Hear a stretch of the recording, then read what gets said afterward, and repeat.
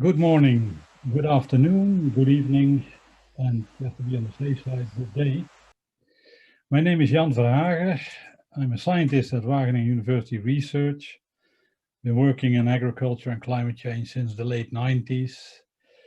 And I'm your introductory talk. So I welcome you to the third and final webinar of the CAS Wageningen UR 2021 Virtual Dialogue sessions. This third seminar is about mobilizing investments for climate change adaptation in African food systems. So there were 3 sessions, so this is the last one. I will give a small, short recap of the outcomes or the highlights of the previous sessions. So the first one was about climate resilient food systems for Africa, moving from evidence to action. And there were 3 elements that came out there. That's evidence-based action. So we know a lot, so we don't have to wait to implement. So we have the evidence that things work. We have action-based evidence. So there's a lot of things already ongoing also by local communities and local farmers, but also in the food system. And this is something we can learn from. So we need to connect to those. And then there's research for evidence, and that's actually systematic research we still need to do. And it might be a slow track process for some, but it's still necessary that we try to understand how systems or subsystems work. So, and all of these elements require targeted support to broker the knowledge because we have different user groups. So we need to connect to other people. That brings me actually also to the second webinar, which is on the digitization to improve planning, monitoring of adaptation actions. So it's a communication thing and a monitoring thing. And we've seen that during COVID, we all were fast forward into the digital age. We're all doing these meetings online and we're using a lot of digital devices in a way that we did not do a year ago. So it is here to stay. So also the digitization of planning, monitoring and communication aiming at adaptation actions will remain. So it's about services, can be financial services, can be scientific services. There can be a lot of services that we can talk about. That is going to be digitized in a larger extent. So they got some key messages from this session. The challenges as such are not news. We still need good, reliable data. So that needs protocols, also literacy, actionable information. So you need to actually transform your data into information that is targeted towards user groups. So these messages need to be aligned based upon the evidence from the first session. Digitization is not there yet. It's still high potential and promising, but we're not there yet. So we also need to figure out how to actually make it work in a better way and for everybody.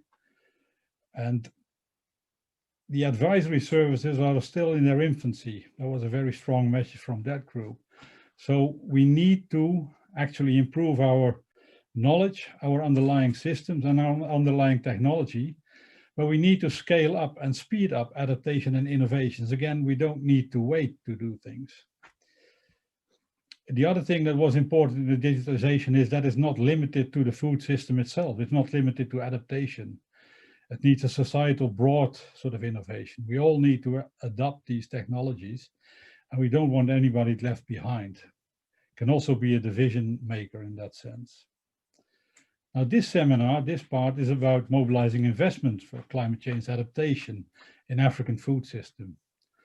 That's not a small matter, it's a big one obviously. It was also in Adapt Now, which was launched by the Global Commission on Adaptation. It was one of the 3 revolutions they advocated. They need a revolution in finance. So this is about the revolution in finance. It's also about mobilizing investments from both public and private sectors and creating incentives for climate change adaptation in food systems. We have the short to medium impacts of climate change on the food system. We want to target finance to these short and medium impacts, but also to the long and longer impacts. So we need to actually make the whole food system work, but also acknowledging that there are still urgent and immediate needs. So still the vulnerable are impacted by climate change and they're not always that well adapted to climate change. So So one of the key things here will probably be the de-risking of small and medium enterprises and farmers in Africa, how we can connect these based upon the scientific evidence and also on the digitalization, how we can connect these to this financial mechanism, because reaching these vulnerable people and groups is not always the easiest thing. I think we all know this in a way. The results of this seminar, but also the previous two, were also going to feed into the Climate Adaptation Summit, which will actually start next week, 25-26 January.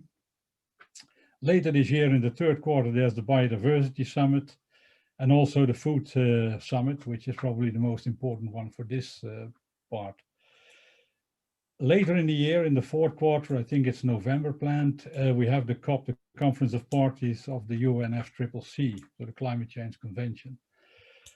It's going to be virtual, I think. So, but these are the target areas for this seminar. Now, the organizers are glad to have Martien van Nieuwkoop as a chair for this session. Martien van Nieuwkoop is the Global Director for Agriculture and Food, Global Practices in the World Bank Sustainable Development Practice Group.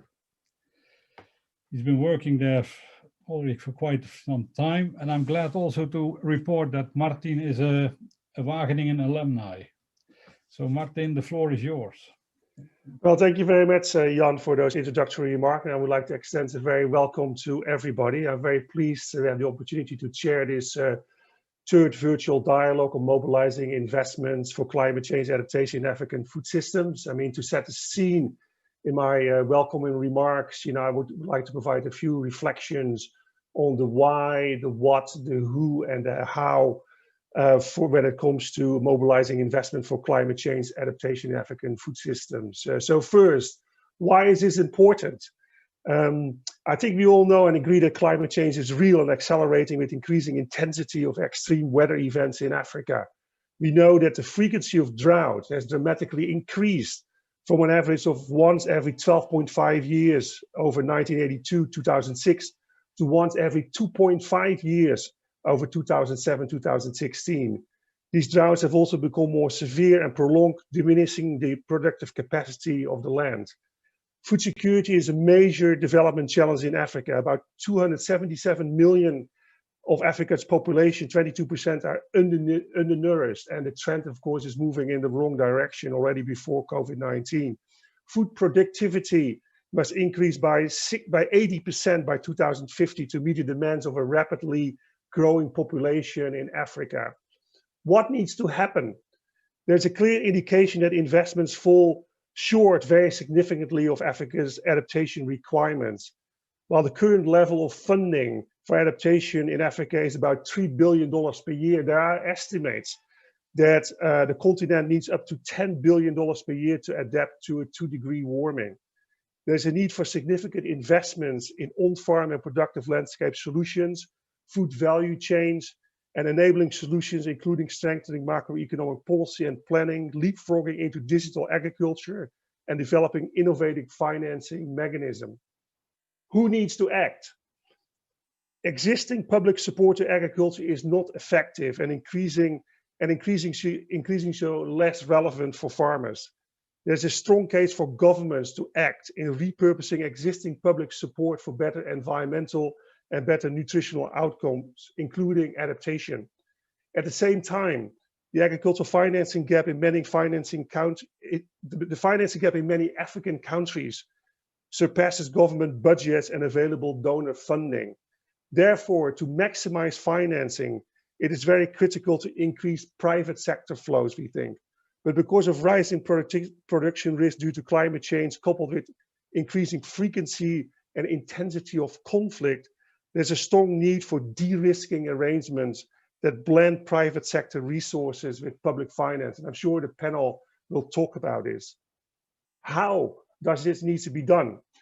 Increasing investment to boost Africa systems cannot happen in isolation. It requires 4 major aspects. Farmers, the first one, farmers and agribusiness need the right incentives to investments in climate change adaptations. This can be done by reorienting existing agricultural financing and subsidies towards a more climate smart growth path. Second, Considering the enormous challenges, it is clear that business as usual will not be sufficient. Accordingly, there's a strong need for fostering innovation and cutting-edge research to drive agriculture and food systems transformation and scaling up digital solutions across food value chains. Third, climate change adaptation solutions do not come in silver bullets or blueprints. Therefore, strengthening institutions to effectively engage on needed landscape interventions for climate change adaptations, as well as along the various segments of the value chains, is critical. And fourth, finally, promoting inclusion is extremely important to ensure that agricultural research, innovations, and financing benefit smallholder farmers, women, and youth. So we're talking about 4 I's here: incentives, innovation, institutions, inclusion that needs to accompany investments, the 5th I. At the World Bank, we are optimistic that this can be done. The upside is that projected strong growth in demand for food in Africa should provide a very strong motivation and economic rationale to invest in resilient food systems in Africa. Another upside is that investment in climate smart food systems offer multiple wins: increased productivity, reduced production risk, and reduced greenhouse gas emissions. We should make these investments inherently attractive. The World Bank is putting the money where its mouth is. We already have a large portfolio of climate smart agriculture projects, and we will further expand this as reflected by the announcement of our president at the One Planet Summit last week, that the bank, where he made an announcement that the bank intends to invest over $5 billion over the next 5 years in the Sahel to help restore degraded landscapes, improve agriculture productivity, and promote livelihoods across 11 African countries on a swath of land stretching from Senegal to Djibouti. This is an important agenda, as I said. So the organizers clearly have lined up an excellent program today to discuss the opportunities and challenges of mobilizing investment for climate change adaptation in Africa. So I will go briefly over the program that we have for you today. Next, we will have a keynote presentation by Atsuko Toda. She's the Director for Agriculture and Rural Finance at the African Development Bank. This will be followed by a discussion with 4 panelists who I will introduce at the start of the panel. Following the panel discussion, we will have a reflection from the next generation. So we have a young entrepreneur speaking to us. This will be followed by a live Q&A session where we hope to interact with the audience. And I have a few housekeeping announcements for the Q&A session for you. To ask a question and participate in the audience interaction session, you will need to download the WUVA app. Instructions should be on the slide that is now shown on the screen. To access the app, you will need to enter the email address that you used for the event registration and create a password. If the event doesn't show up automatically, search for a virtual dialogue series, Climate Resilient Food Systems for Africa, from Evidence to Action. Then click the join button on the bottom of the event description page and enter the event invitation code, CAS Virtual Dialogue, CAS Virtual Dialogues, or request a new code and wait until the organizers approve your request. Following the live Q&A session, the panelists will provide some final thoughts. And last but definitely not least, we will have closing remarks and suggestions for the way forward by Bruce Campbell, who's the director of CJR's research program on climate change, agriculture, and food security. So that's the program that we have for you today. And at this point, let's get going with the keynote presentation. So over to you, Atsuko. You have 15 minutes. You have the floor. Please go ahead. Thank you so much, Martien. And thank you for putting the context to the challenges and opportunities with regards to the transformation of the agricultural and food system, which we all know is central to global climate change challenges. I think it is worthwhile to emphasize to the audience, because we have such a rich panel, but to the audience of many actors, that the upcoming Climate Adaptation Summit needs to bring about real game changers. And it would be taking this opportunity to see if we can make together a paradigm shift towards the demand side. Next slide, please. With regards to the partners in the space, development partners, academia, research, investors, numerous initiatives have been launched, and positively speaking, there has been a great change in the thinking, the networking, and that paradigm shift is really moving towards from financing towards leveraging. But as Martien has mentioned, it's only 1/10 of global climate finance, which actually is 4% that reaches Africa, and then only 1/10, about 3 billion, which is counted as climate adaptation finance. So with regards to the numerous endeavors that are taking place with regards to mobilizing finance, of course, the African Development Bank is part of the partners that are trying to mobilize climate finance towards the African continent with partners like the Global Center for Adaptation, the World Bank, and many other partners that are in the panel here today. The real question here is how, and how do we operationalize the number of recommendations that have been made? And I think here I'd like to stress that the visual is extremely important. As you can see in this visual, there is an interface or nexus between impact, returns, and leveraging. This interface between measuring and monitoring the social environmental impact, identifying the risk-adjusted return, and then the strategic deployment of concessional resources to further leverage private investments. This interface is the key to maximizing finance for food system transformation. And this is what we'd like to discuss. Next slide, please. In preparation for this session, I have gone through some of the literature, and what is worrying is that the rhetoric remains the same. As Martien was mentioning, the food insecurity issue is not being solved fast enough as regards to Africa. As you can see in this graph, where the circle is, the levels of labor and land productivity remain critically low in Africa. But we have heard this rhetoric a number of times. So what is changing? And this is what we'd like to highlight today. Some of the key factors that define the emerging environment opportunities. The population increases, the fast rate of urbanization on Africa, and the emergence of the private sector.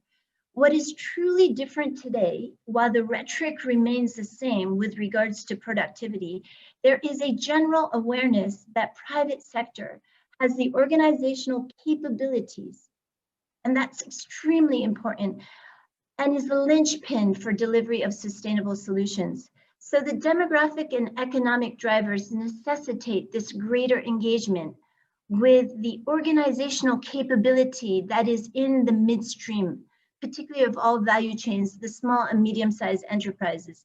This is where the African agricultural transformation is already happening. This is where 85% or 80 to 85% of food is being provided. The post-farm gate value addition will account for nearly 3/4 of consumer food expenditure and will continue to expand disproportionately quickly with urbanization. And this is a massive trend. These positive changes are what we need to capitalize. The challenge is acceleration. So I will touch upon some investment needs, priorities, and innovative modalities in order to see how this acceleration can be made possible. Next slide, please.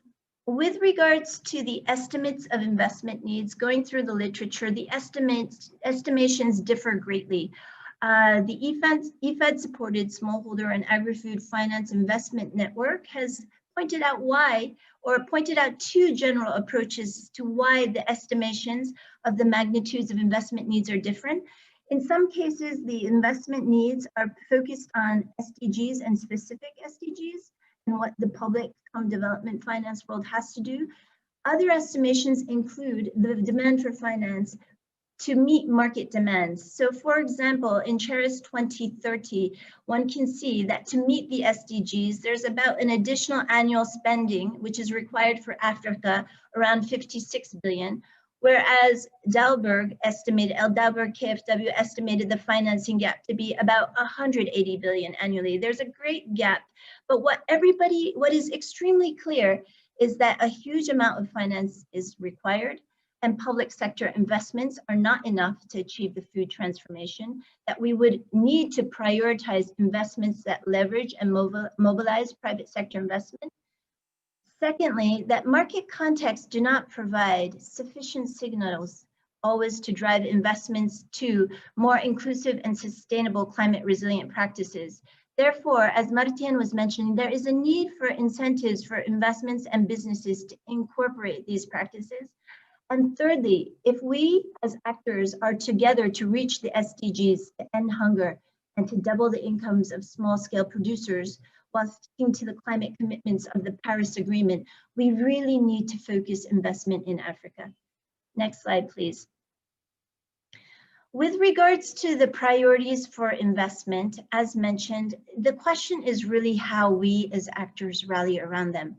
To shift the paradigm, it is not just about the supply of finance, but also to start with the demand side. We need to focus on the ready actors, those that are able to absorb the finance and implement climate resilient practices and adopt innovation.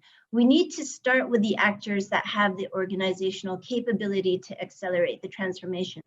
And therefore, priority one, building an investable pipeline of agri-medium-sized enterprises, targeting the midstream of different value chains, focusing on an initial set of commodities, specific parts of the value chain, identifying those value chains and those winners, those champions that have solutions.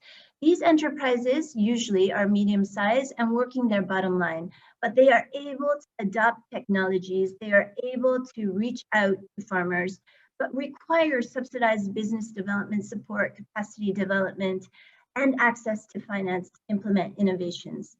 Priority two, incentivizing the large-scale dissemination of productivity, increasing climate resilient practices, technologies, and inputs. Again, the private sector, there's investments being made by national and multinational corporations on the larger side that are key to structuring supply chains, and within the context of a quick acceleration, play a critical role, as well as playing a critical role in climate change adaptation. These companies have the reach to develop and scale technologies and the bandwidth to implement innovative solutions. There's a need to support the CGIAR and R&D partners to define and execute a framework of science and innovation that is positioned for rapid adoption by these businesses and impact at scale. Priority three, increasing the overall level of climate finance, moving from existing pools of climate finance towards commitments from value-based institutional investors. As mentioned in the beginning, we need to be clear about the metrics, the method of performance tracking, of impact reporting and certification requirements that domestic and international institutional investors are looking for. We need to package African agricultural assets in a way that they could invest. Climate adaptation should be a sustainable business and value proposition for these investors. Priority four, innovating financing instruments and blended finance structures to effectively deploy sources of finance, including climate finance. I'm sure the panelists will discuss from their different perspectives, but there are numerous numbers of tools that we could use, including investment, debt equity guarantee, blended finance, insurance, as well as bonds, to be able to leverage this private finance. And it's quite critical that we as actors understand these financing instruments and how they can be used. Finally, priority five, build the enabling policy investment framework to enhance climate smart investments. Government support is critical. Government enabling policy, particularly when it comes to having the correct mix of taxation and subsidies towards activities that generate positive externalities, and crowd in private investments. We need to also see governments provide seed capital to de-risk private finance, and governments can do this. Interventions should be based on fully costing the externalities impacting climate and the environment. Next slide, please.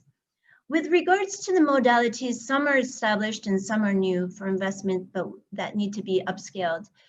The first would be to adopt and have a consensus around a risk-based approach for identifying climate-related activities. We need a common metric, which has been started. This work has been started and for analyzing the cost and benefits of different investments and methodologies for pricing, disclosing, and transferring risk and investment decisions. 2, as mentioned, the critical linchpin being the medium-sized enterprises, the companies. We need to build capacity and support business development so that climate adaptation activities and monitoring of investments can take place around viable business models.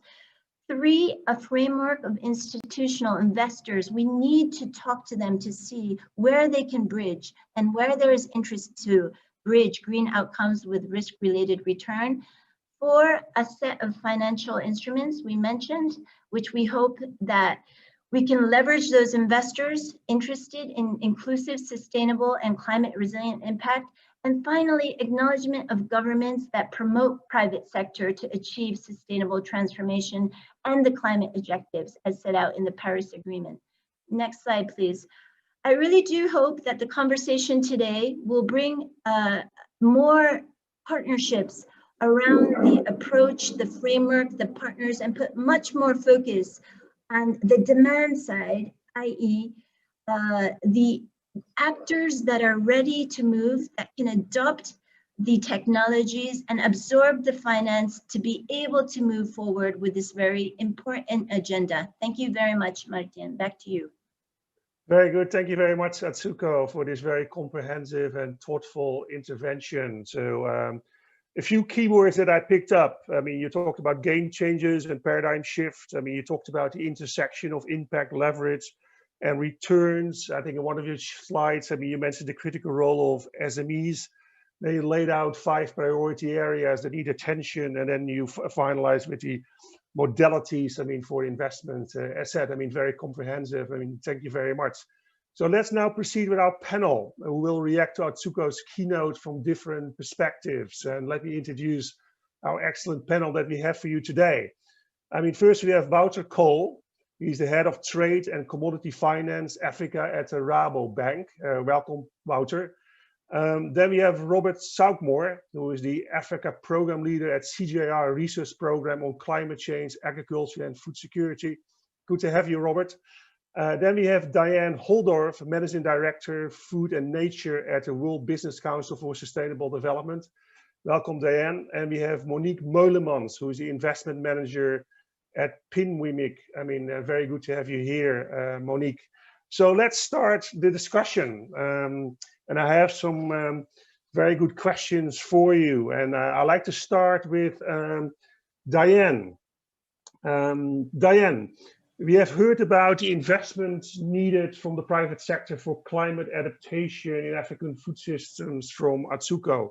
What are the roadblocks that you see to mobilizing these investments? Floor is yours, Diane.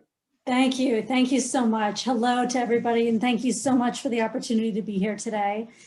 I think both Atsuko and you, Martine, as well, provided some really important context aspects in your opening comments. Speaking on behalf of the private sector, I can tell you that there are a number of opportunities where we can strengthen actions, both at a national level and at a business level, to help to accelerate the challenge that we have to overcome for financing into Africa.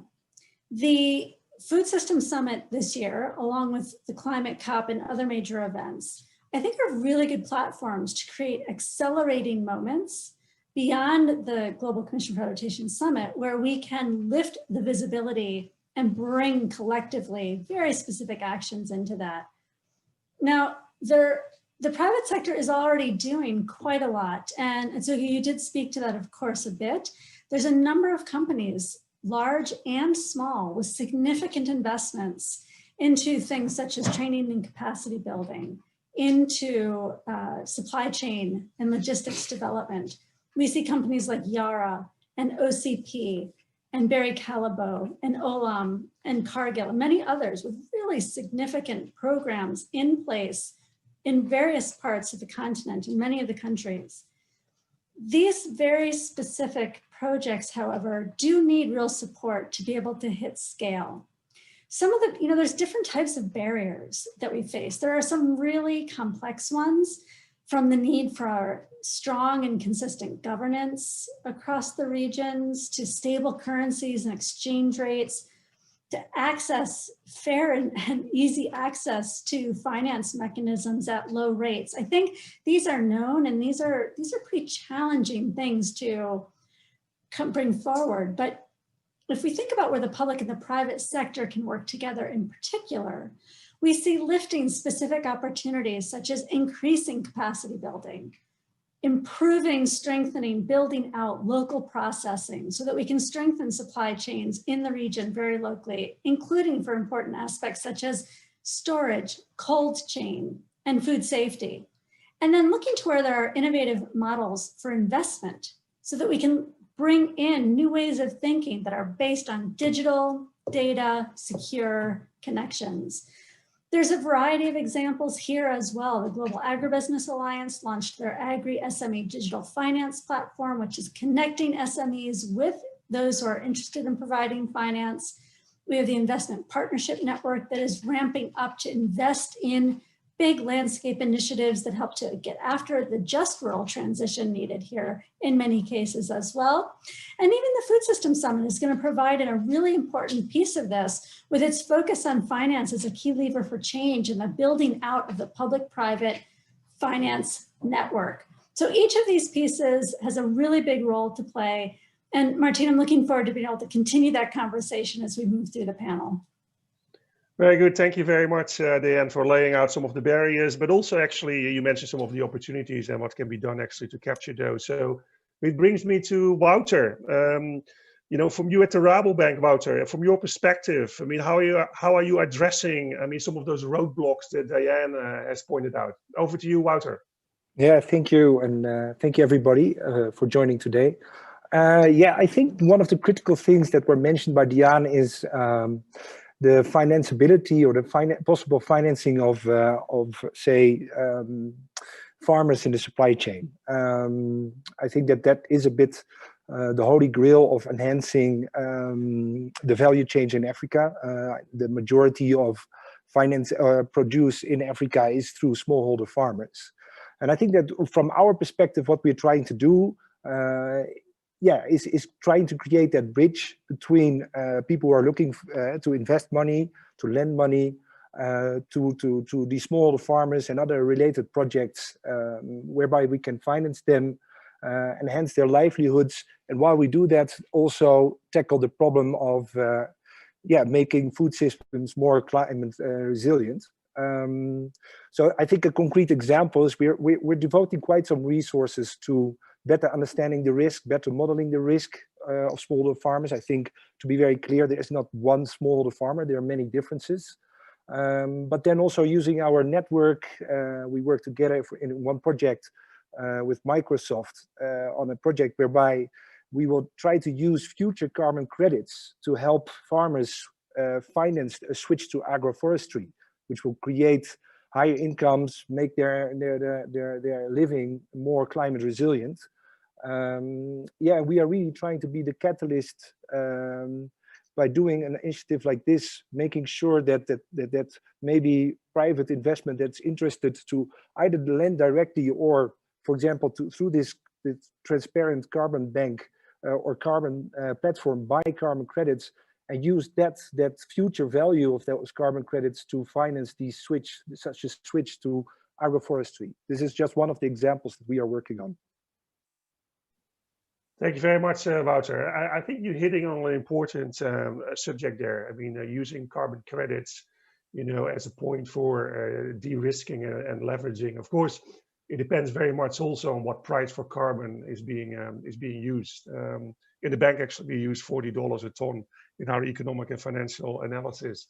Let me move to Monique. Monique, you heard from Atsuko, I mean, the need for kind of innovative financing kind of mechanism, and of course, your company, PIMWIMIC, is very active on that, in that field. So the question is, how can the innovations that PIMWIMIC has brought to impact investment benefit Africa particularly? Over to you, Monique. Yeah, thank you, Martine. I think there's two things that are important to realize, because I think we take a bit of a different approach towards investments than a couple of the other investors? Well, first of all, we are a venture capital investor, so we are just a drop in the ocean of the total investment scene that Asuko was referring to.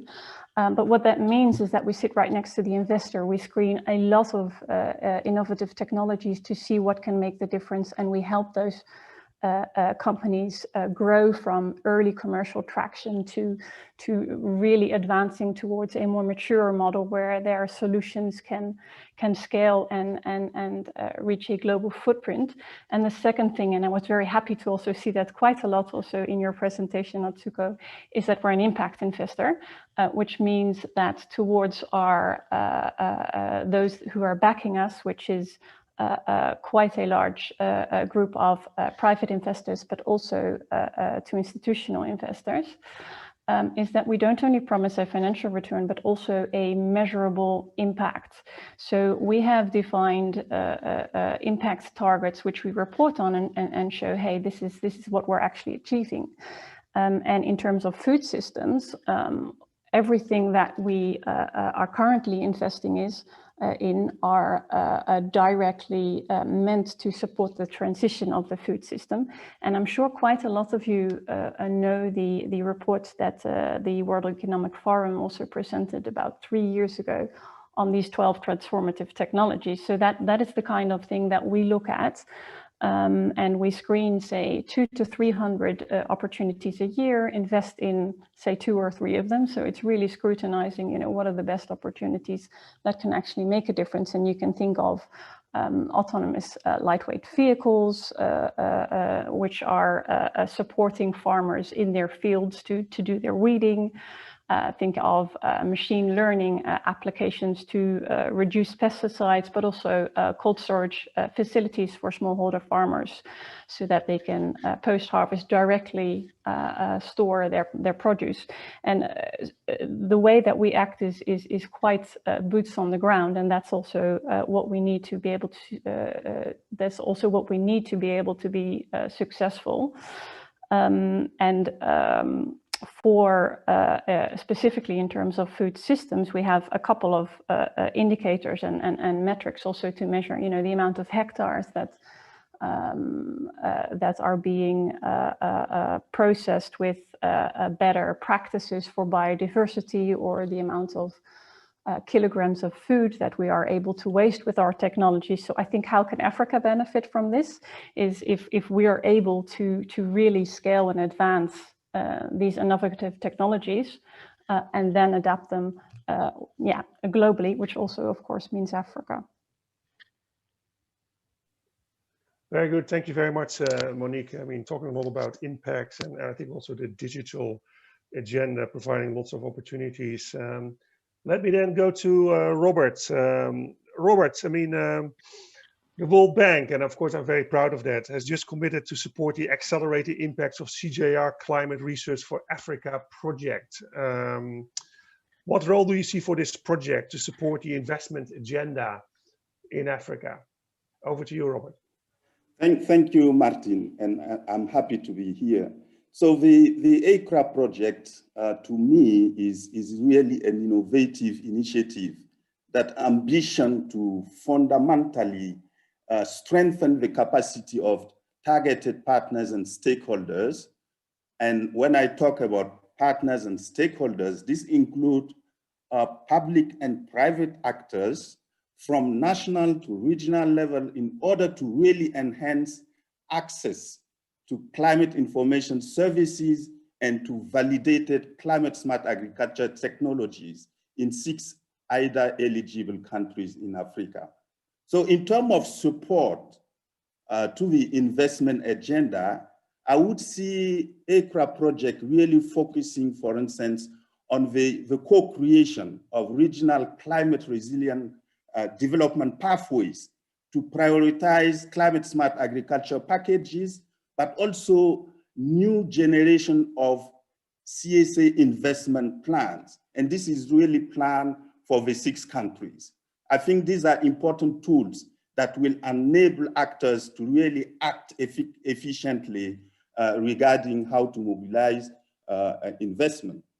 Therefore, ACRA will try to prioritize CSA practices and technologies in a participatory manner with private and public sector stakeholders and farmers, of course, through the country investment plans, risk profiles, suitability maps, and scoping studies of priority CSA value chain. So you see, there are some keywords: value chain, prioritization, private sector, PPP models, like that. And to finish, I would also mention the development of business cases for the various climate smart agriculture scaling mechanism with the public and private investors, and how to conduct private sector consultation with key asset managers, banks, corporations, to develop a strategic framework and a roadmap that advises those actors on how to mainstream CSA investing approaches into the decision processes. So for instance, one concrete example is that ACRA will support, for instance, the development of a cost-benefit analysis framework. And this is important, for instance, to guide how to select and consider the most de-risking option that can help to mobilize the different sources of finance, both from public and private sector. I will stop here. Thanks.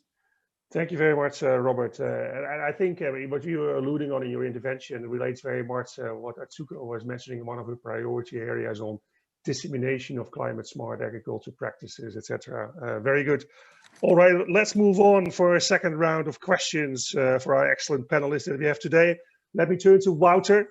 I think you have heard, that we have seen that the lack of a deep pipeline of bankable projects can be a challenge to investments.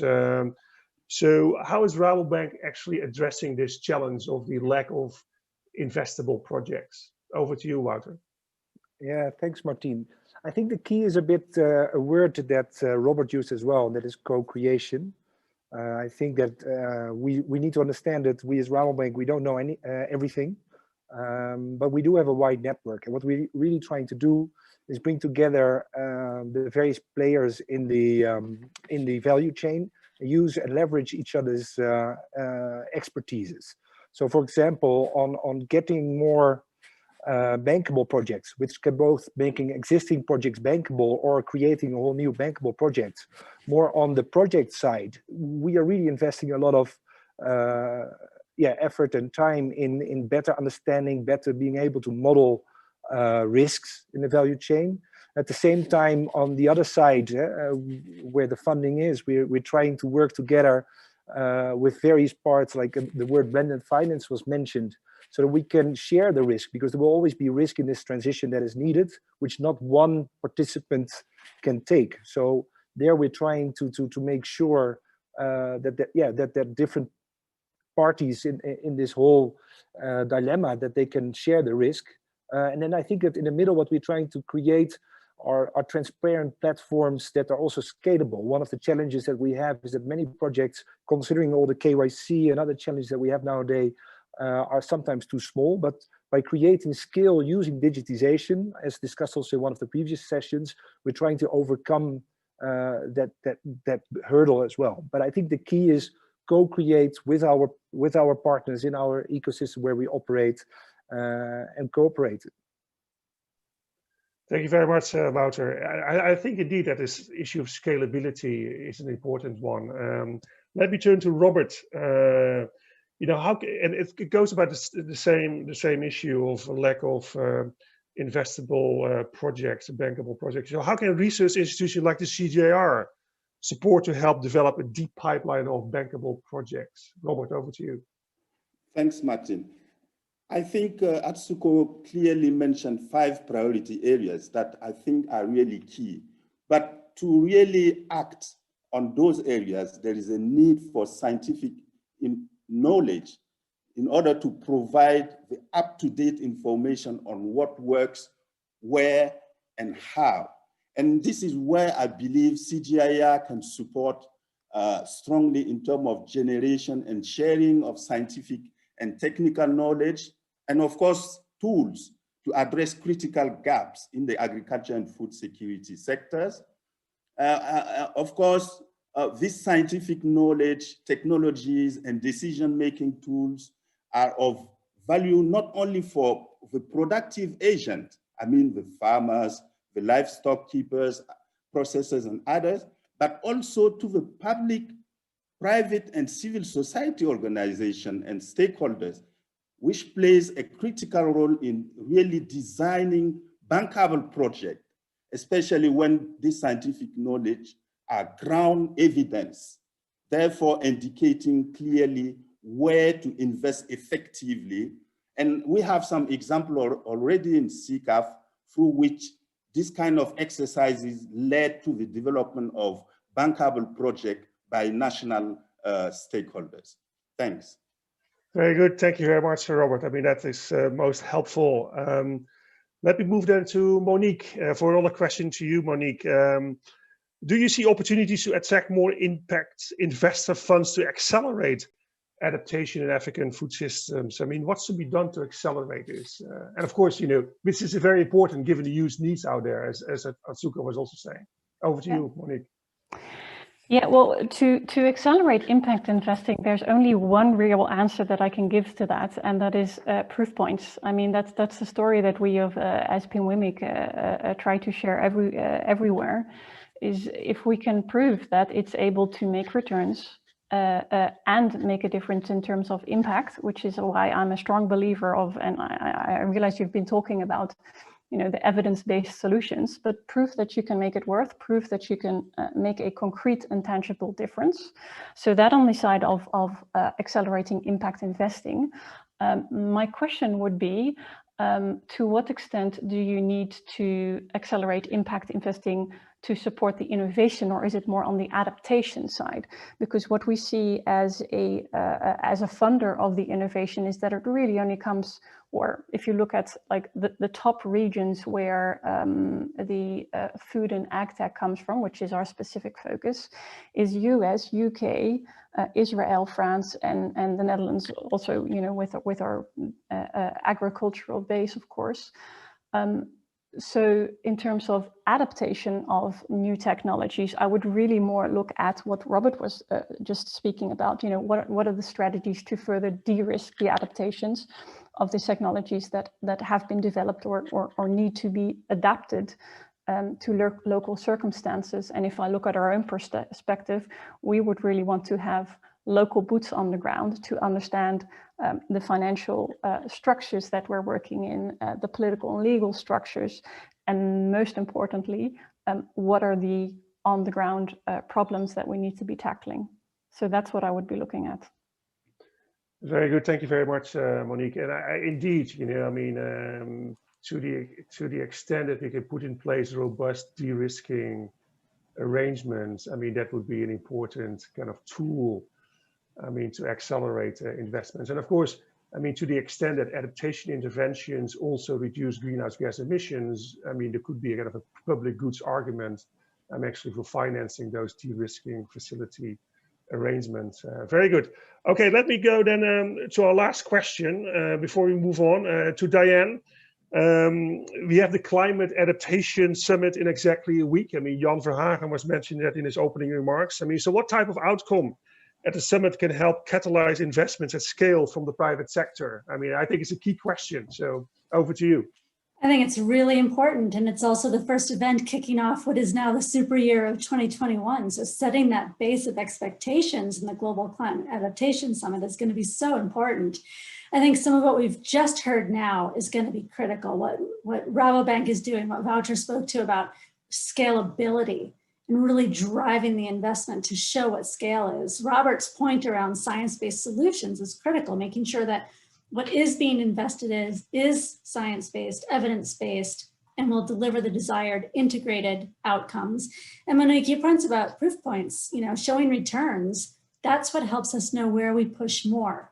What I would add to those for the summit is helping to continue to keep people at the center, right? Making sure when we're having these conversations that solutions are putting the users and frankly, those most vulnerable as well at the center of any action or investment decision. What does it mean to transform their lives. Because it's too easy to step back and get very clinical thinking about just infrastructure type solutions. So keep it people-centered. Think about these aspects that will provide the type of regulation that's needed. And by that, I mean, we need to really increase the consistency across countries and regions that will allow for finance to flow across value chains, across landscapes, as well as succeed within specific jurisdictions. And then finally, leaning into the strengths of the CGIAR, I think, what is the opportunity to use all of this forward momentum on finance to unlock digital solutions, digital advisory services, digital finance mechanisms, all of these pieces that are starting to happen, frankly, more and more in the private sector, but can really be driven much greater through public-private partnership in ways that help assure equitable and sustainable outcomes. Very good. Thank you very much, Diane. And I think with that, we conclude, I mean, the first round of questions with the panel. Of course, we will get back to you in the live Q&A. I mean, just as a summary, and it's not going to be full summary, but you know, one of the kind of the keywords I'm hearing is scalability. Of course, this is the flip side also of inclusion. Many smallholder farmers. Science-based solutions, I mean, the importance of innovation. And then, you know, how can we actually really scale up de-risking, I mean, to accelerate, I mean, private sector investments in climate change and climate adaptation in African food systems. I mean, so those are a few of the buzzwords that I picked up. But let's move on now to our next segment in the program. And I'm very pleased, I mean, that that is a reflection from the next generation. And I'm very pleased to have with us Ms. Umo Sakiratu. She's the program manager of Earth Pays. I mean, this is an NGO with a mission to boost sustainable agriculture and improve livelihoods. Umo, we're very pleased to have you with us. So please give us your perspective in 5 minutes. Thank you. Floor is yours.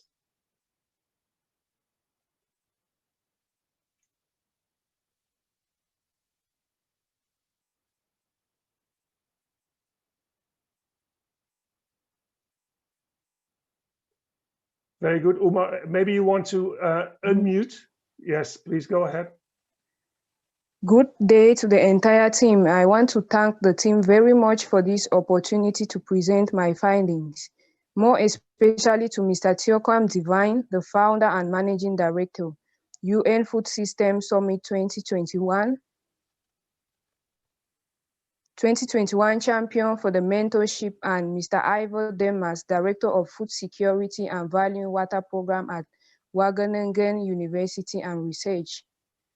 I am a young professional working for 8 Pays and a member of the Climate Smart Agriculture Youth Network. I was born and raised in the Northwest region of Cameroon, and I'm an agricultural engineer with a master's degree in animal science and physiology from the University of Chang. I have worked with the PCPR4 program for 3 years in training professional young farmers in crop, fisheries, and livestock production. Besides, I am an advocate for gender equality and an SDG ambassador. Being the program manager of 8 Pays, 8 Pays is an NGO with a mission to boost sustainable agriculture and improve livelihoods, and with a vision to live in a world free of hunger and poverty. Our objectives in 8 Pays are to train farmers on financial literacy and value addition, to improve production by providing improved breeds of piglets and high-yielding seeds to young rural farmers, to implement farm-to-school programs for hands-on training of pupils and students to ignite their passion in climate-smart agriculture, and to carry out environmental protection. Now, in 8 Pays, we did a research to find out the problems that farmers are facing in Africa. This was motivated by the desire to solve problems faced by smallholder maize and vegetable farmers. 8 Pays carried out a baseline survey in a rural community to identify the root causes of the problems.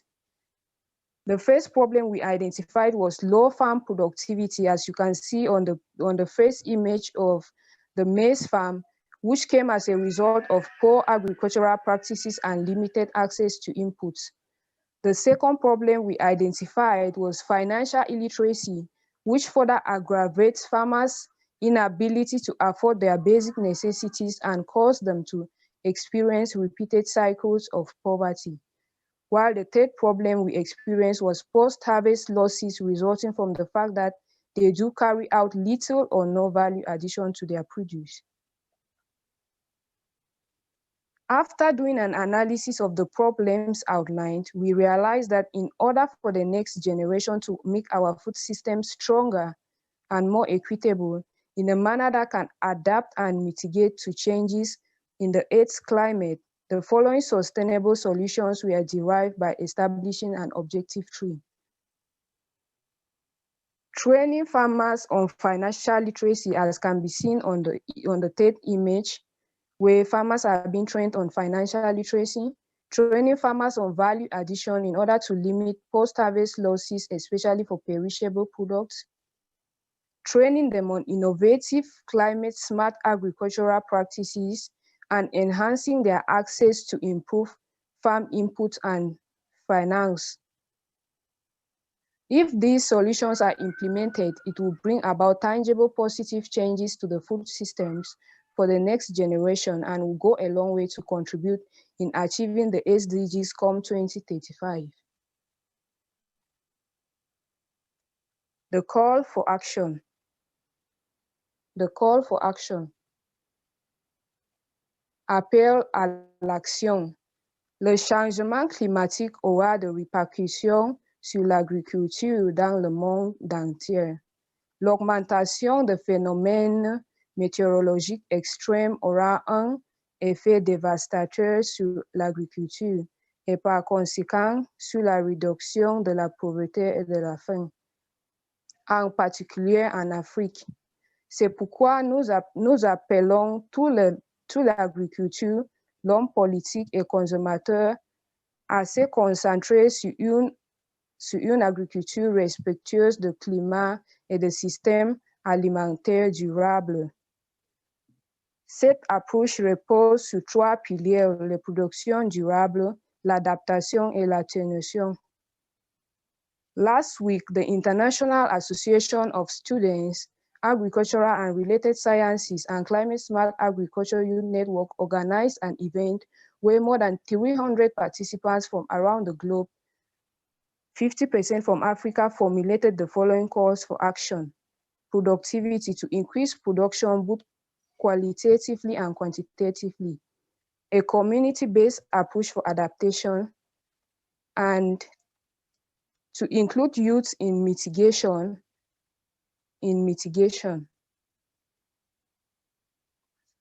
The pathway for the youth empowerment is the world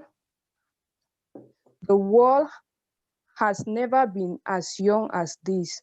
Young people grew up in a new age where technology makes it possible to be connected with peers around the globe. Young people can therefore be a meaningful contribution to this discourse. I would like to end my presentation here while thanking my translator who did the French version for me in the person of Susie. Thank you very much for your time. Very good. Thank you very much, Umo, for your intervention, and particularly kind of laying out, the pathway for youth empowerment. Very good. Let's now move on to the live Q&A session, for which we have about 15 minutes. Again, as I said earlier, if you would like to ask a question, you will need to do so using the Wova app. Simply type your question into the app. If you have not already accessed the app, you can do so by following the instructions on the slide that's being showed now. So I think you can actually have a look at that, to take down that information. But meanwhile, let me just start with a number of questions that we received already. Let me start with a question for you, Robert. It's Paul on Wova who asks, many options and strategies are market driven and depend on farmers knowing enough to participate and also having some initial capital to engage. Would other approaches also work, such as the climate smart villages? Robert, this question is for you. Thank you for this interesting question. Indeed, if we consider the climate smart village approach, where we get together communities, extensionists, researchers, private sector entities, and local authorities working together from the beginning to identify what are the plausible climate smart agriculture options that can be potentially tested in a context specific manner and generate the evidence of what works and what is the most cost-effective options that can be considered for further investment. In that sense, I think, yes, there are a lot of experiences across the world through this climate smart village approach that shows the way of how to in a participatory manner, really consider an integrated approach to how really generating the relevant knowledge for further investment. Thanks. Very good. Thank you very much, Robert. I have another question, which I will direct to Monique. It's a question from Pierre.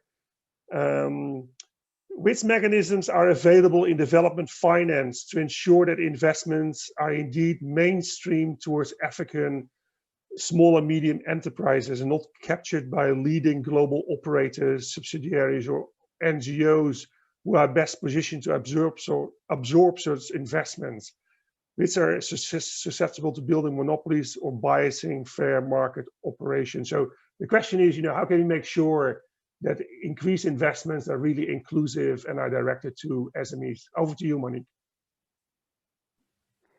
Thank you, Martien. I would not particularly want to speak on behalf of development finance, because that's not my area of expertise. But the answer from my perspective would be the way that we support our companies is that we really embed and ingrain their impact mission into their governance, their strategy, and their daily operation. So if a company is set out to alleviate the way that smallholder farmers are working in the field by providing higher incomes, or by giving them access to higher quality markets due to the reduction of post-harvest loss, for example, then this is something that we as an investor also challenge our portfolio companies on. Like, what is the progress? Again, evidence-based. What is the progress that you are making thereon? And can you show me that these farmers are actually advancing, and that they do live under better circumstances, and that their livelihoods has increased? We also, from our perspective, ask our companies to every now and then do, well, we call it an audit, but it's mostly just to review what that progress is. And we ask external people to go to, again, boots on the ground and estimate the impact that this company has had on the environment that they act upon. So again, my answer would be evidence-based, and embed that into the governance of the company all the way to the articles of association. Very good. Thank you very much, Monique. I have a question which I will direct to Wouter from Ranja Riyari. And the question is the following, Wouter. Accountability on outputs flowing from investments cannot be overlooked. I mean, what structures or systems can be put in place to safeguard future financial investments? Yeah, thanks, Martien. And I think that's a very, very valid question. I think the answer is partly, again, there in digitization.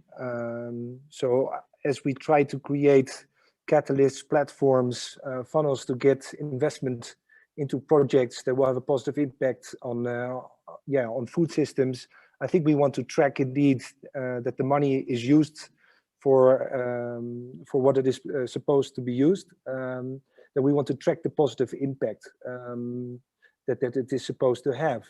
So I think the main element here is, if you talk again about smallholder farmers, but also maybe SME enterprises, is that we can track very well the money and the funds flowing into these projects by digitization, using new technologies, and creating a track record also of the people to who funds flow. I think one of the investments we're also doing, and that's together with MasterCard, is creating this whole platform whereby we will also maintain a track record of people who have used farming, so that it is as transparent as possible. And also for say the carbon credit platform that we are working on, also there we want to have full visibility directly from the person who buys, or the entity who buys a carbon credit, almost to the farmer that is using that to pre-finance his switch to agroforestry. So a long answer short is digitization to increase transparency.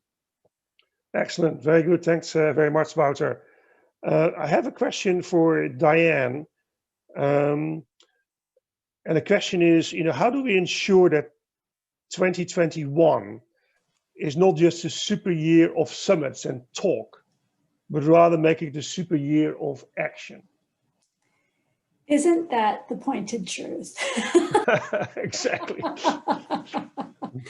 That is something that we all have ownership of, is the way I look at it. Each of us are playing some sort of role, bringing not just concepts and commitments, but actions on the ground to actually deliver the transformations that we need. One of the things I'm always challenging our team on is, are we thinking at a big enough scale? And are we thinking at the right level of ambition, given what it is that we have to accomplish? And if each of us can take that ownership and make sure that we're showing up to and through these events with things that are actionable, with the highest ambition possible, I think we're the ones who help to ensure that that gets accomplished. Very good. I'm looking at the clock. I think we have some time for some more questions. There's one question actually that could be directed to anyone. So maybe we can actually get a few reactions. I mean, from you, and maybe we start with Robert if you want. But and they can build upon each other's answers. And the question is the following: we have heard from everyone on what different organizations are doing. But what is the partnership agenda to step up the challenge we face? How can we bring all these stakeholders together? So the idea is that maybe all of you can contribute, to the question. And maybe Robert, you want to kick us off, and then anyone can step in following Robert. That's right. I would just say that when we look at the nature of investment agenda, it's an integrated process that requires various pieces, various stakeholders. And in that sense, partnership is key in really synergizing the different capabilities of the different institutions and stakeholders in order to respond to into an integrated manner to what is in place here.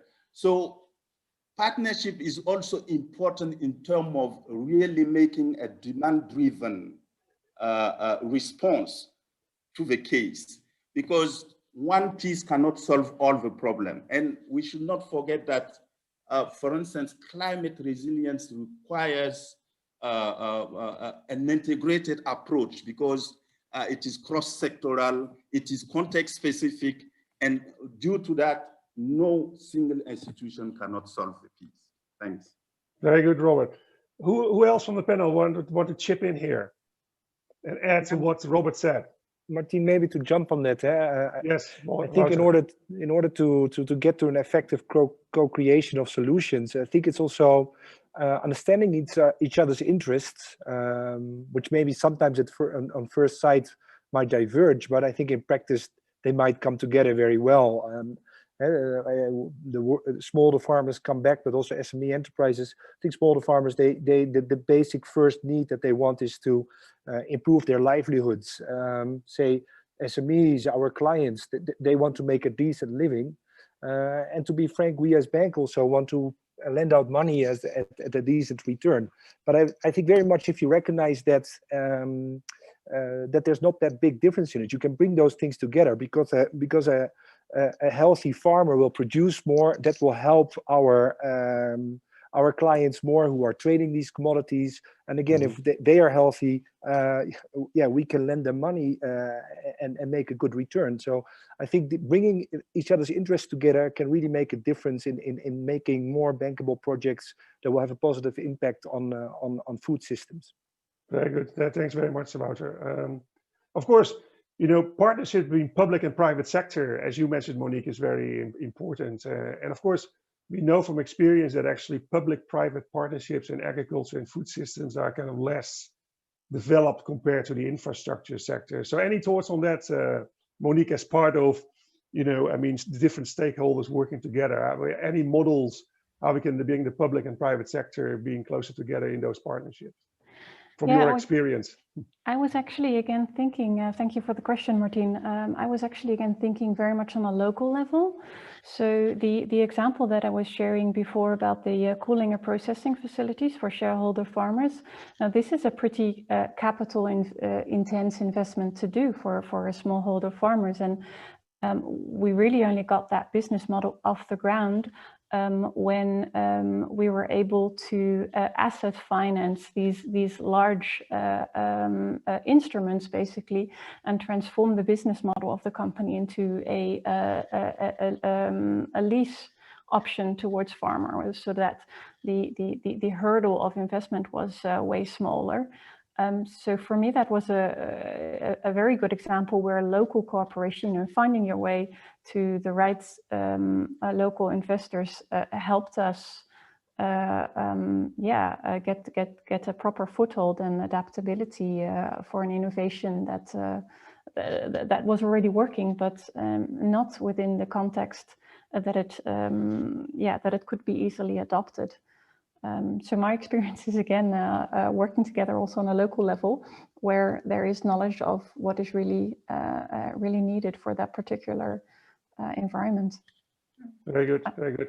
If I could just add, Martin, sorry. Yes, Atsuka, come in. Yeah, thank you so much. I do believe that partnerships take time, and there are investments in time, both from the public and private sector. So I think we really have to be outcome-based also. I think all of us have experienced numerous platforms whereby we're discussing things. And I think this is what we need to work towards, is more value chain specific platforms, innovation platforms around specific outcomes. In Africa, we need much more coordination, both at the country level, at the value chain level, at the regional level. So if we could actually move from really having something which is the platform to something very outcome-based in terms of partnerships, I think it would incentivize more people to participate in a much more proactive way.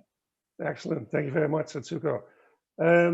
Diane, when we discuss partnerships, and you at the World Business Council for Sustainable Development, many of your partners and members are, of course, established kind of companies. And I think there was a clear ask for, how can we actually work with SMEs? So how can we develop partnerships, with those SMEs, that play a critical role? From where are you sitting? What are your thoughts and any kind of suggestions that you might have?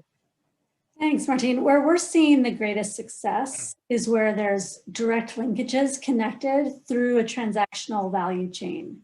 And that transactional value chain is put to place in a way that assures financial equity across that chain, which has not always been the way of measuring success. I really like what Atsuko was just saying about ensuring that these partnerships, because nobody can do this on their own, that these partnerships are clear on what the outcomes are that we're striving to achieve.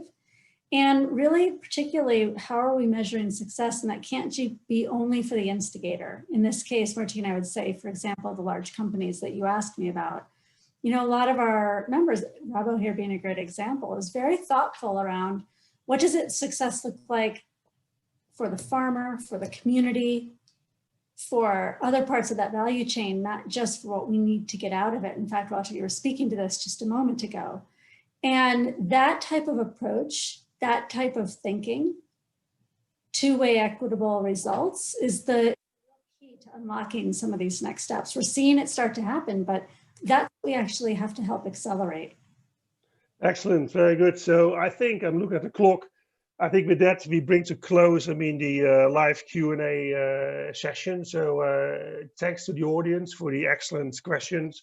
And also thank you very much, I mean, to our panelists and of course our keynote speaker for the thoughtful responses. So thank you very much for all of this.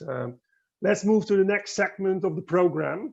And that is basically the final thoughts, I mean, from the panelists. So any closing comments, any takeaway that you have from this presentation that Atsuko did and from the panel discussion? So very quick 1-minute intervention. We start with Wouter, then I will call on Monique, then I will call on Diane, and then on Robert. So Wouter, you go first. Your takeaway. Yeah, thanks, Martin. And I think that the key is we all talk about this, and I think we want to have actions. So from the perspective of Rabobank, what I want to say is we will continue investing in various initiatives. And the initiative I've mentioned already before is this voluntary carbon platform. So we will continue investing in this. It's not finished. It's something we want to do together with other players in the value chain. But the idea is really to use future carbon credits to pre-finance now farmers that can switch to agroforestry that will enhance and improve their lives. It will also address issues like climate change, land degradation, food security, which all come after helping this farmer. We as Rabobank commit to further investing in this project. And hopefully, I think by 2025, that might have resulted in planting about 4 billion trees and touching the lives of 50 million farmers. So closing remarks, let's get into action. And this is one of the things that from Rabobank side, we would like to do. Very good. Thank you, Wouter. Let's go to action. Monique, over to you. First of all, I would love to salute the action. It has been mentioned a couple of times, but a big fan thereof. What I find very intriguing and interesting of this conversation is that there's so many different viewpoints at the table, different organizations, different perspectives, I think also very different realities. What I would love to see in terms of climate action for Africa is I would hope to see a very targeted approach, because I think that the difference is going to be made in specific solutions in specific regions. And we need a systems change, but for it to work, I think it also needs to be very, very concrete. So I would love to see what are the solutions that are going to make the biggest difference? Is it preventing post-harvest food loss? Is it changing the production methods to something that is going to improve our soils? Is it replacing all the diesel generations and so on and so forth? And when we know those strategies, what are the different de-risking approaches and strategies that we need to support the adaptation? Very good. So targeted approach, specificity, clearly. Diane. I really agree with everything that's been said. What strikes me when we come together in these types of sessions is how aligned we are on the interventions that are needed. So it's not a matter of not knowing what to do. It is a matter of structuring the actions to get there. The point I'd like to add to the conversation that has already taken place here is I'd like to really thank Umu for being here, because I think too often we don't include the voice of youth in this. And so we need to, in addition to investing in the pieces highlighted, really invest in our youth, invest in that capacity building and that engagement process to make sure that we have that aspect critically, not just represented, but engaged in our conversation. And Umu, I thought your points were excellent today. So that would be my closing point here. Very good. So I take it that the key word then is inclusivity. Robert, over to you. Thanks. I think that the sustainable finance and investment agenda sounds like a new area of research. And due to that, I believe research needs to be really demand-driven to respond to the knowledge and capacity gap that the public and private actors are facing in the initiative for de-risking investment, but also for incentivizing the productive agent. And this is where I think CGIAR need to be supported as well in terms of mobilizing new sources of funding to accompany the process. Thanks. Very good, very good. So being demand-driven to be able to actually formulate the right incentives to farmers to invest in climate change adaptation. Very good. I think I'm looking at the clock, so we need to bring this to closure. So I would like to, when I do so, I would like to do so with a big thank you to Atsuko for her excellent keynote address. And then as well as our panelists, Monique, Wouter, Robert, and Diane. And of course, Umo, our next gen speaker. So thank you very much for an excellent program, keynote, panelists, etc., etc. Of course, you know, we're not done yet. And we're going to the final segment of our program. And, you know, I would like to hand over the floor to Bruce Campbell. Good to see you, Bruce. I mean, Bruce is the director of CGIAR Research Program on Climate Change, Agriculture and Food Security. And the floor is yours, Bruce, I mean, for some closing remarks and suggestions for the way forward. Over to you, and good to see you. Okay, great. So we've had a series of 3 webinars, innovation, digitalization, and now today investment. So it's not too simple to sum all those really rich ideas up into a few minutes. But what really, the one thing that did strike me today, although we are focused on investment, digitalization was mentioned, innovation was mentioned, and I think that's one of the key things that we have to keep on thinking about, is not to make these blocks of things which become towers on their own without linking everything together. But I should quickly add and use another word that came up today, is outcome-based. I think it was at Suko, perhaps, I can't remember. But, you know, if you ask, I used to be a systems ecologist, and one of the things that system ecologists are famous at is getting totally lost in the system and not getting progress. And everybody's pointed out how we need action. So I think the key to that is outcome-based, real focus on targets and achieving things on the ground. I think another thing that was common through all the webinars and in today's amongst many speakers is that business as usual is not going to be okay going forward for research for development, for agricultural development, or in bigger food systems thinking. And another key word for me that came out today was around scalability. I think it was Diana was mentioning it, Martin was mentioning it, Robert was mentioning it. For the first seminar was around innovation, and Jan did a great job of summarizing that already, so I won't say much about it. But they came up with these really interesting 3 elements. Evidence-based action. We know a lot already, let's get on with it, but let's use the evidence that we've got to make the best choices. Or science-based action, perhaps, is another way of thinking about it. The second one that Jan mentioned was action-based evidence. There's not enough of us researchers working side by side with implementers and collecting lessons, building best practice. So I think there's a lot to do with action-based evidence. And then, of course, there's the longer-term research for evidence. Doing the longer-term research that's going to lead to breakthroughs, new ways of doing business. But even here, I would say we have to really restructure the way we do research to be much more outcome-based. The solutions we need are 2, 3, 4 years' time, not 10 years' time. So that was the first seminar on innovation. The next one was on digitalization, and we heard many mentions of digitalization today, including from Uma. And you know, if we have 500 million farms in the world, if we're serious about adaptation measures, we have to reach them all within the next decade. The only way forward is digitalization. And that comes with many benefits, because if we're doing it for climate change adaptation, it links to banking services, leads to climate-informed advisories, index insurance, market intelligence, farmer-to-farmer networks, And it also will provide jobs for the youth. Super interested in digitalization. We need intermediaries on the ground. So I think I was really interested in the one suggestion that came out from that session was about the Global Observatory on digital developments in climate adaptations, so that we can really get on top of the multiple different initiatives that are happening on the ground.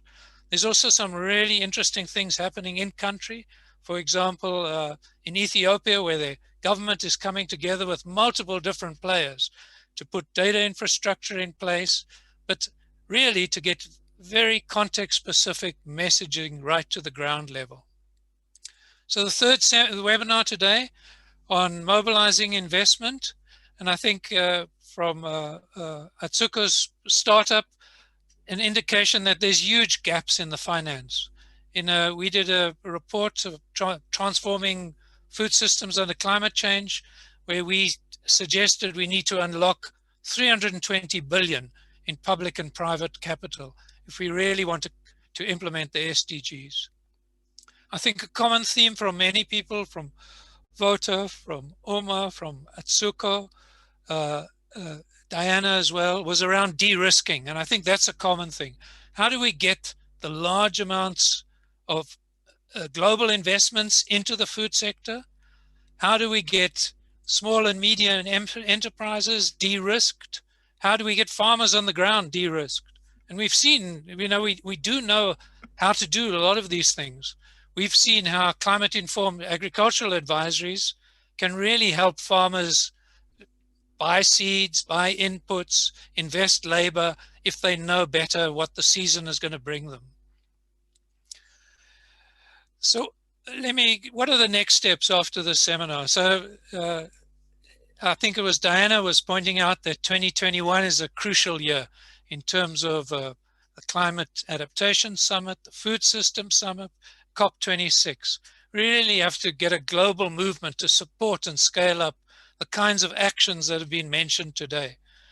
But then there was the nice question from the audience that let's make sure this is a year of action and not a year of global talk. How do we get a global movement that commits to really ambitious targets and to implement those targets? We have to get things happening on the ground. There were many questions. I was watching the app. There were many questions about, yes, it's all very good to speak about investments at these high level, but how do we get the investments right to the ground, to the farmers? So thanks to everybody for contributing today. And I just would also like to thank Wageningen University and Research, the Dutch Ministry of Foreign Affairs, and the Dutch Ministry of Agriculture, Nature and Food Quality for co-hosting this series of events. It was really fun. And hopefully we will achieve what we all want, which is actually action on the ground. Thanks very much. Bye-bye.